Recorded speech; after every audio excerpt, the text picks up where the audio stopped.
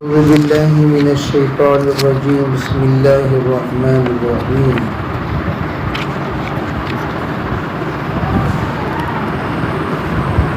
وعرضوا على ربك صفا لقد جئتمونا كما خلقناكم أول مرة بل زعمتم أن لن نجعل لكم موعدا ووضع الكتاب وترى المجرمين مشفقين مما فيه ويقولون يا ويلتنا ما لهذا الكتاب لا يغادر صغيرة ولا كبيرة إلا أحصاها ووجدوا ما عملوا حاضرا ولا يظلم ربك أحدا.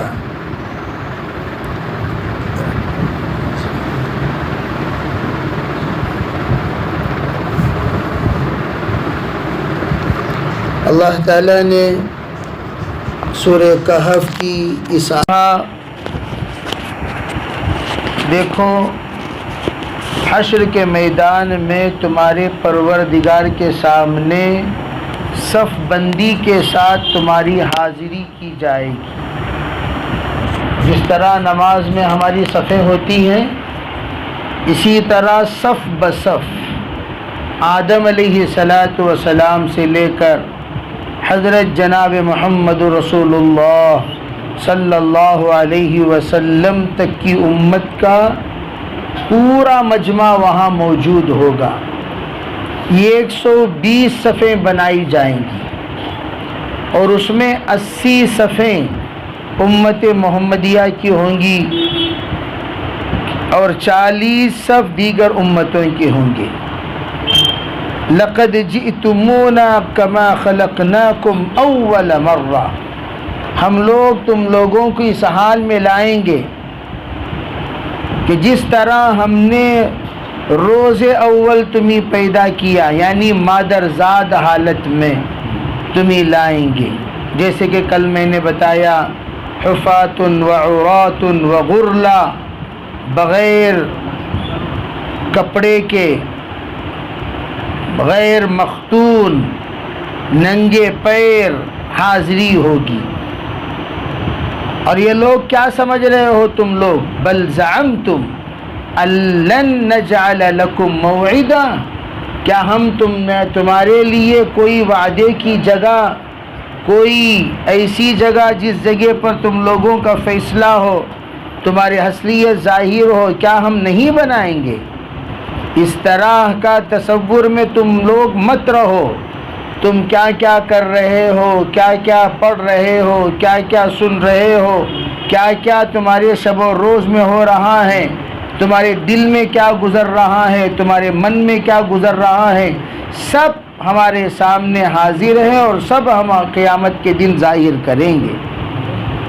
اور اس وقت میں ووضع الکتاب، قیامت تک کے تمام کارگزاری کو ایک جگہ پر جمع فرمانے کے بعد ایک بڑی کتاب رکھی جائے گی اور اس کتاب میں چھوٹی چھوٹی ہر ایک کی کارگزاری ان کے حوالے کی جائے گی. وَتَرَى الْمُجْرِمِينَ مُشْفِقِينَ مِمَّا فِيهِ وَيَقُولُونَ، ہر ایک مجرم، ہر ایک مشفق یہ دیکھے گا ارے اس کتاب میں کیا لکھا ہوا ہے. سب کو انفرادی رپورٹ کارڈ دیا جائے گا. جیسے بچے اسکول میں ایگزام دیتے ہیں اور ایگزام دینے کے بعد ان کو باقاعدہ یہ بتایا جاتا ہے کہ سیٹرڈے تم لوگوں کا رپورٹ ملے گا، ہفتے کے دن 1 بجے سے 2 بجے تک تم لوگوں کا رپورٹ ملے گا، تم آ جانا اور وہاں تم اپنا کارگزاری دیکھ لینا کہ تم نے کیا لکھا، کیا نہیں لکھا، کیا سنایا، کیا نہیں سنایا، کیا کیا، کیا نہیں کیا. ایگزامینیشن کا پورا رپورٹ پیش کر دیا جائے گا. اسی طرح حشر کے میدان میں سب کارگزاری پوری زندگی کی اس کتاب میں موجود ہوگی اور وہ کتاب پیش کر دیا جائے گا، ہاتھ میں دے دیا جائے گا. اب دینے کے بعد ہر ایک لینے والا اپنی کتاب پڑھ کر کیا کہے گا؟ دوسری جگہ پر اللہ تعالیٰ فرماتے ہیں اقرأ کتابک، لے تیری کتاب تو پڑھ، اقرأ کتابک کفا بنفسک اليوم علیک حسیبا، تو اکیلا تنے تنہا کافی ہے، تو نے کیا کیا کیا نہیں کیا پورا حساب کتاب اس میں موجود ہے، تو اکیلا کافی ہے اس بات کے فیصلے کو تو جنتی ہے یا جہنمی ہے، قابل اجر ہے قابل وزر ہے، یہ کتاب دیکھ کر تو فیصلہ کر سکتا ہے، پڑھو۔ اب وہ بندہ پڑھنے کے بعد کیا کہے گا؟ یا ویلتنا یا ویلتنا ما لہذا الکتاب لا یغادر صغیرة ولا کبیرة الا احصاها، کہیں گے او ہماری شرمندگی، او افسوس، او ہماری بربادی، کیا ہو گیا اس کتاب کو؟ اس کتاب نے، ارے عجیب و غریب کتاب ہے، نہ چھوٹی نہ بڑی کوئی بات اس کتاب میں چھوٹی ہے، سب کے سب اس میں پورے کا پورا لکھا ہوا ہے، یہاں تک کہ بیٹھ کر ہم نے کسی کو لوچا وہ بھی لکھا ہوا ہے، آہستہ سے ہم نے کسی کو گھورا وہ بھی لکھا ہوا ہے، ہم نے وہاں پر چھوٹی چھوٹی چھتری اور بڑی بڑی چھتری کام جو کچھ بھی کیے ہیں وہ بھی لکھا ہوا ہے، ہم نے کسی کے سموسہ اٹھا کر کھا لیے وہ بھی لکھا ہوا ہے، جو کچھ چھوٹے موٹے کام ہم نے کیے، بڑے بڑے گناہ تو دور کی بات، چھوٹی چھوٹی حرکتیں لکھی ہوئی ہیں۔ فرمایا وجدوا ما عملوا حاضرا، جو کچھ کیا سب کے سب وہاں پر موجود پائے گا۔ اللہ کا ارشاد ہے وَلَا يَظْلِمُ رَبُّكَ أَحَدًا، پروردگار اس دن کسی پر ظلم نہیں کرے گا۔ اللہ اکبر۔ محترم خواتین، یہی وہ دن جس دن کے لیے ہم لوگ آج جو کچھ ہم عمل کر رہے ہیں وہ اسی دن کے لیے کر رہے ہیں۔ اللہ جب ہم سب کو اس دن کھڑا کرے گا، کھڑا کرنے کے بعد پوچھے گا، کھڑا کرنے کے بعد ہم سب کو سے پوچھے گا لا تزال قدم ابن آدم حتی یسأل عن 50، اللہ کے اس دربار سے کسی انسان کا قدم ہل نہیں سکتا، ہٹ نہیں سکتا، وہاں سے یہ قدم آگے بڑھ نہیں سکتا، کب تک؟ حتی یسأل عن 50، 5 چیزوں کے بارے میں اللہ ہر بندے سے پوچھے گا، اللہ سب سے پوچھے گا۔ حضرت شیخ الحدیث، شیخ المشائخ، قطب عالم محمد زکریا صاحب رحمۃ اللہ علیہ فرمایا کرتے تھے ہر ایک انسان کو، بندہ اور بندی کو چاہیے اپنی زندگی میں کیے ہوئے تمام چیزوں کو ایک جگہ پر بیٹھ کر جائزہ لیں، غور کریں ہم نے پوری زندگی کیا کیا کیا نہیں کیا، اور یہ 5 سوالات لکھیں، عن عمرہ فیما افناہ، عن شبابہ فیما ابلاہ، عن مالہ من این اکتسبہ وفیما انفق، ماذا عمل فیما علمہ، تو نے اپنی عمر کہاں کپائی، تو نے اپنی جوانی کہاں گوائی، تو نے کہاں سے کمایا، تو کہاں خرچ کیا، جو جانتا تھا اس پر کیا عمل کیا، یہ پوری بات اللہ رب العزت ہم سے پوچھے گا۔ یہ سوالات ہم خود لکھیں اپنی ڈائری میں، اور ڈائری میں لکھنے کے بعد جواب لکھو، کہاں بے عمر کھپائے جواب لکھو، اور جواب لکھنے کے بعد ذرا سوچو بیٹھ کر ہم نے جو زندگی گزاری کتنا اللہ کی فرما برداری میں گزاری، کتنے نافرمانی میں گزاری۔ بڑے زور سے لوگ کہتے ہیں مولانا دین بھی ہونا دنیا بھی ہونا، ٹھیک ہے بھائی، دین بھی ہونا دنیا بھی ہونا رکھ لیو، 50% رکھ لیں گے، چلو بھائی چلو دکھاؤ، دنیا 50% دین 50% بتاؤ جی، کہاں ہے دنیا اور دین 50%؟ بے غور سے اگر دیکھا جائے دنیا اور دین کے درمیان اتنا تفاوت 6 نسبت خا کرا با عالم پا کرا، رمضان المبارک کے مہینے میں جو اعمال ہم کر رہے ہیں یہ ہماری زندگی بھر کے عمل ہونا چاہیے تھا۔ ارے 5 وقت کی نماز کیا رمضان غیر رمضان میں فرق ہے؟ کیا قرآن پاک کی تلاوت میں رمضان غیر رمضان میں فرق ہے؟ ذکر و اذکار میں رمضان غیر رمضان میں فرق ہے؟ حلال و حرام میں کیا رمضان غیر رمضان میں فرق ہے؟ صحیح اور غلط میں رمضان غیر رمضان میں فرق ہے؟ میں آپ سے پوچھتا ہوں، جب رمضان غیر رمضان میں فرق نہیں ہے تو ہم لوگوں نے اپنی زندگی کو رمضان میں غیر رمضان میں کیسے جدا جدا بنا لیا؟ تجھے جدا پسند، مجھے جدا پسند، تجھے خودی پسند، مجھے خدا پسند۔ ہونا کیا چاہیے؟ ارے ہر ایک کی پسند جدا جدا ہے، ہر تو ایک زندگی چاہ رہا ہے، وہ زندگی اللہ کو منظور نہیں ہے۔ لیکن میرے محترم خواتین، اللہ نے کلام میں ایک ایک عمل اننی انا اللہ لا الہ الا انا فاعبدنی واقم الصلاۃ لذکری، عجیب بات، اللہ تعالیٰ خود ارشاد فرماتے ہیں میں رب ہوں اور میری عبادت کرو، میرے سوا کوئی لائق عبادت نہیں ہے۔ اور ہم لوگ نماز ہی نہیں پڑھتے۔ بڑی افسوس کی بات، صرف نماز کا جائزہ لو بھائی، وہ سب دوسرے باتوں کا چھوڑو، نماز کا جائزہ لو، اللہ کو حاضر ناظر رکھو۔ بولو جب سے ہمارے اوپر نماز فرض ہوئی، 5 وقت کی نماز پابندی سے پڑھو کہیں کیا؟ بولو جب سے نماز ہم پر فرض ہوئی 5 وقت کی نماز پابندی سے پڑھیں ہی کیا؟ کتنے بار سفر میں نمازاں چھوڑو کہیں، حضر میں نمازاں چھوڑو کہیں، شادیوں میں، جنازے میں نمازاں چھوڑو، آدمی دلیندہ رہا جنازے میں۔ کتنی افسوس کی بات، تدفین کر کو بھاگ جاتی، عشاء کی نماز پڑھے بغیر، تدفین کر کو بھاگ جاتی، مغرب پڑھے بغیر۔ ارے اللہ کے بندے، جنازے میں حاضری دیے نا، عصر کے بعد کی جنازے کی نماز بھائی، تدفین کے بعد مغرب نہیں ہے، مغرب پڑھے بغیر بھاگ جاتے ہیں۔ ارے عجیب غفلت ہے، عجیب۔ اللہ ارے بھائی اللہ سے معافی مانگ، اللہ سے معافی مانگ۔ اللہ تعالیٰ حکم دے رہا ہے فاعبدنی، میری عبادت کرو۔ میری عبادت کیسے کریں؟ سب سے پہلا حکم وَأَقِمِ الصَّلَاةَ لِذِكْرِي، نماز قائم کرو میری یاد کے لیے۔ اور یہ بات سنو اچھی طرح میرے محترم خواتین، وَمَنْ أَعْرَضَ عَنْ ذِكْرِي، اللہ کا ذکر میں سب سے بڑا ذکر نماز۔ ایک آدمی میں ذکر کرتا ہوں، میں دل کا ذکر کرتا ہوں، گردے کا ذکر کرتا ہوں، یہاں کا ذکر کرتا ہوں، وہاں کا ذکر کر لے کو نماز نہیں پڑھ رہا بولے تو انہیں اس کا ذکر کا کوئی اعتبار نہیں، اس کا ذکر ہی نہیں۔ سب سے پہلا ذکر، اول ذکر یہ نماز ہے۔ جیسے یہاں کہا گیا اقیمی صلاۃ لذکری، میرا ذکر کرنا چاہتے ہو جی نماز پڑھو۔ نماز سے بڑھ کر میرا ذکر نہیں ہے۔ نماز سب سے اول ما يحاسب به عبد یوم القیامہ الصلاۃ او کما قال علیہ السلام۔ سب سے پہلے بندے کے جو محاسبہ لیا جائے گا حشر کے میدان میں وہ نماز۔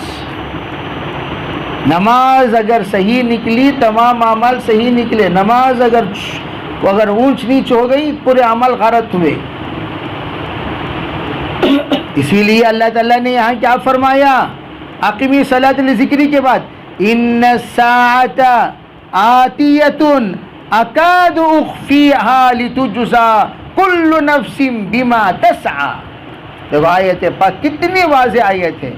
ارے بھائی سنو، اگر نماز تم پابندی سے نہیں پڑھو گے تو سنو، ان الساعۃ، قیامت کا دن آنے والا ہے۔ اور قیامت کب آئے گی؟ من مات فقد قامت قیامتہ، جب کوئی انسان مر جاتا ہے اس کی قیامت شروع ہو جاتی ہے۔ قیامت آنے کے واسطے بہت دور ہے سمجھنے کو۔ علماء فرماتے ہیں سکرات ہی میں قیامت شروع ہو جاتی ہے۔ اللہ اکبر، کیا بتاؤں میں، اللہ کے رسول علیہ الصلوۃ والسلام نے کیسی حدیثیں ہمارے سامنے بیان فرمائی۔ سرکار دو عالم صلی اللہ علیہ وسلم نے ایک مرتبہ یہ ارشاد فرمایا، لو تعلمون ما اعلم لبقیتم کثیرا ولضحکتم قلیلا۔ جتنی چیزیں آخرت کے بارے میں جانتا ہوں، قبر و حشر کے بارے میں، اگر تم لوگوں کو پتہ چل جائے تمہارا رونا ہی رونا رہے، تمہارا ہنسنا بند ہو جائے۔